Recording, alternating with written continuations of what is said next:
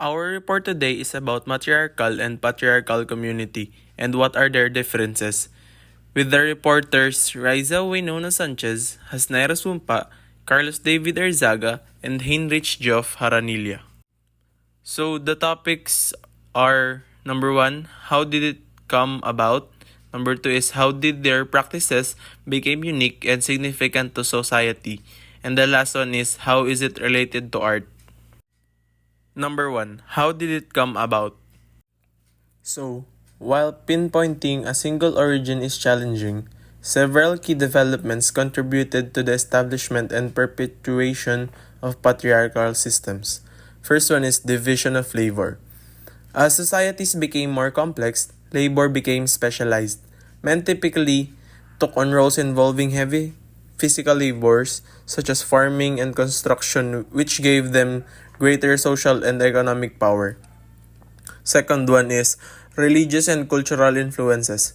Many religious and cultural beliefs reinforced patriarchal norms by portraying men as leaders and heads of households. Religious texts and traditions often justified male dominance and prescribed gender roles that favored men in areas such as decision making, inheritance, and leadership. And another one is political systems. Patriarchal systems were often intertwined with political structures that favored male leadership. Monarchies, feudal systems, and early forms of governance tended to prioritize male authority and inheritance rights, further entrenching patriarchal norms. In patriarchal communities, certain practices and norms have become unique and significant, often reinforcing and perpetuating the dominance of men and over women. These practices vary across cultures and historical contexts, but share common themes of enforcing gender roles and maintaining power dynamics. Here are some ways in which patriarchal practices have become significant. Number 1, dowry. The practice of dowry, where a bride's family provides gifts or money to the groom's family upon marriage, is prevalent in patriarchal communities, which, while ostensibly a cultural tradition, dowry often reinforces gender inequality by treating women as commodities and placing financial burdens on their families. Second, female seclusion. Female seclusion or purda is a practice in some patriarchal societies where women are confined to the private sphere of the home and restricted from interacting with unrelated men outside their family. This practice, aimed at protecting women's chastity and honor, effectively limits their autonomy and participation in public life. Fourth one, gender-based violence.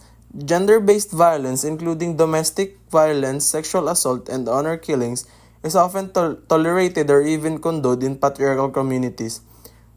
Perpetrators may escape accountability due to societal norms that prioritize male authority and protect the family's reputation over women's safety and well-being. Fourth one, religious interpretations. Patriarchal interpretations of religious texts and traditions often justify and reinforce gender inequality, portraying men as leaders and women as subordinate. These interpretations, enforced by religious authorities and upheld by societal norms, serve to legitimize patriarchal practices and restrict women's rights and freedoms. What is matriarchal communities? A matriarchal society is a social system in which females hold the primary power positions in roles of political leadership, moral authority, social privilege, and control of property at the specific exclusion of males. The mother or oldest female is the head of the family, and descent and relationship are reckoned through the female line. At the most basic level, a matriarchal society means government or rule by a woman or women. Matriarchal communities develop through various interconnected factors. The first one is the matrilineal inheritance. In these societies, inheritance and lineage are traced through the female line. This means property, titles, and social status are passed from mother to daughter, giving women significant control over resources and wealth.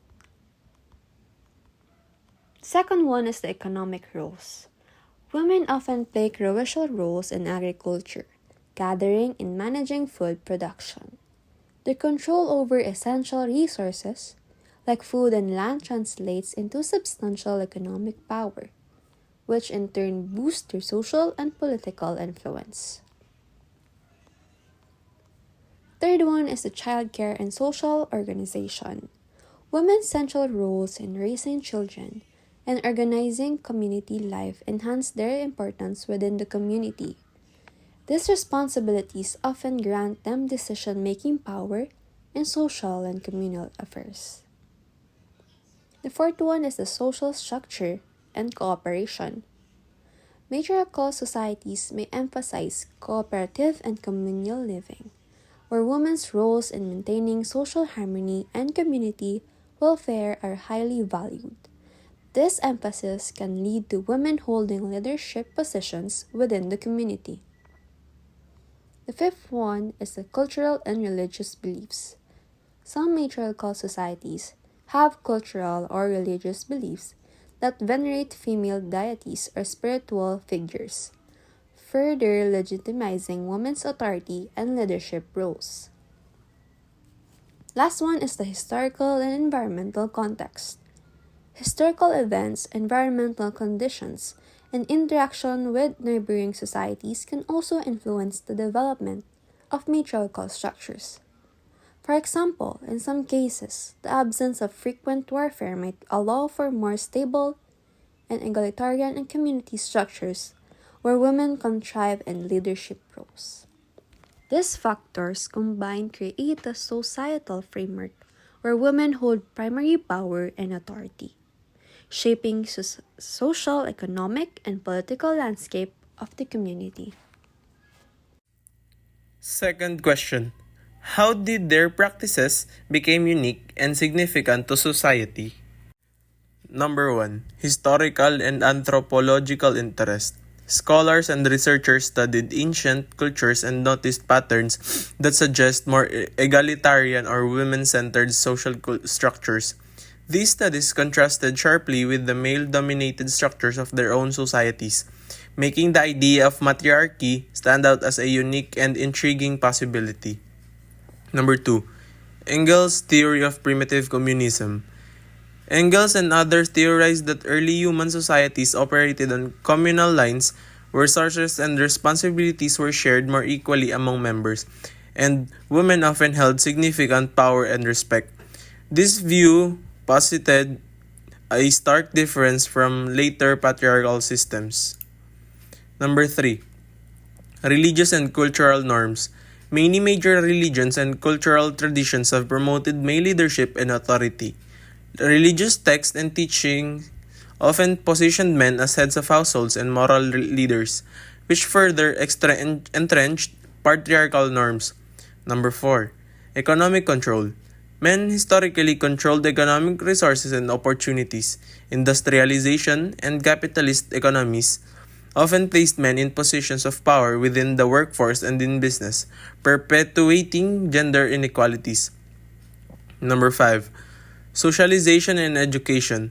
Societal norms and educational systems have traditionally reinforced gender roles, teaching boys and girls from a young age to adhere to specific behaviors and expectations. These roles often positioned men as breadwinners and leaders, while women are expected to focus on domestic responsibilities. Number 6. Military and warfare. So, historically, men have been the primary participants in military and defense roles. Control over physical force and defense capabilities bolstered male dominance in societal leadership and governance. Number 7. 7. Resistance and critique. In modern times, the critique of patriarchy has become central to feminist and social justice movements.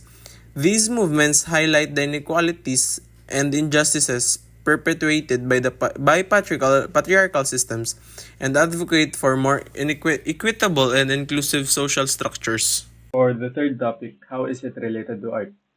First is matriarchy and art. Matriarchal art transcends the fictionality principle. This art embraces its relation to real life. Beyond the concept of fiction is magic. Such magic art provides an alteration to reality by guiding humans to act according to the great terrestrial and cosmic ideas by means of symbols and imagery. This art tackles the cycle of the seasons of heaven and earth. These pre-existing frameworks were celebrated within the great cultic festivals annually. Such celebrations are sustained in the patterns of traditional matriarchal mythologies. Hence, art does not fabricate objects, it is rather a process shared by those who participate in it. Matriarchal art dissolves the split in the aesthetic dimension, as opposed to the patriarchal societies wherein it is split into an elitist, formalistic, socially socially insignificant, popular, and despised art. Matriarchal art works to restore the public character of art, manifesting itself as an alternative symbolic practice, bringing about the aestheticization of the entire society. Next, patriarchy and art. First, the male gaze. Art is made by men and for men. Women are often objectified in the image of beauty and desire, who exist to provide pleasure to the viewers, which again are men. This art limits the portrayal of women's experiences and establishes a power dynamic where women are seen but not heard. Next, limited representation. The stories and experiences of women and artists of color are often predominantly male and whitewashed. Patriarchy limits the range of voices and perspectives that are valued.